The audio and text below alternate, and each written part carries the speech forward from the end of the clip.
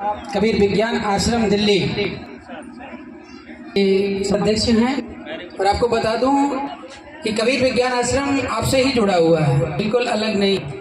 और जो कबीर साहब भगवान बुद्ध की अगर मैं बात करूं, दोनों अलग समझता है, परखता है।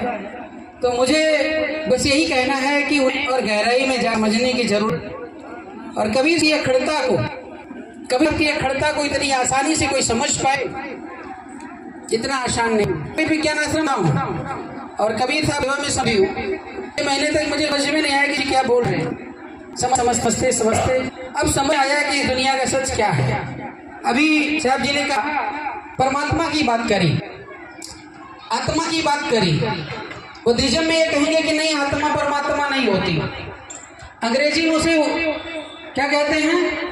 एटम कहते हैं। साइंस में जब जाओगे, भगवान बुद्ध को गहराई से समझोगे तो भगवान बुद्ध का टोटल रिसर्च साइंस का है। कबीर साहब ने भी उसी साइंस का ही रिसर्च किया है। कहीं कहीं आप देखते होंगे कबीर रिसर्च सेंटर खुलता है। क्या रिसर्च करते हैं वहां पर?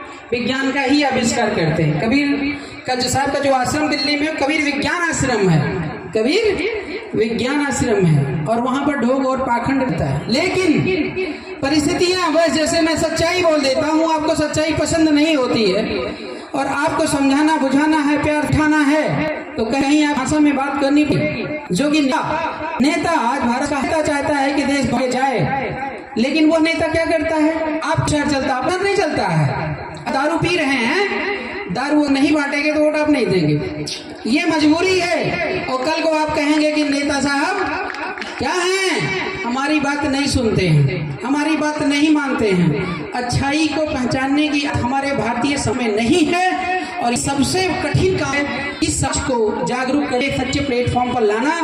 और बहन अनीता दास जी अब इस उम्र में घर परिवार छोड़कर कबीर साहब के प्रचार प्रसार की हैं, हमारे भारतीय समाज के लिए बहुत ही गौरव की बात है। मैं आपका इस मंच से फिर से स्वागत एवं अभिनंदन करता हूँ।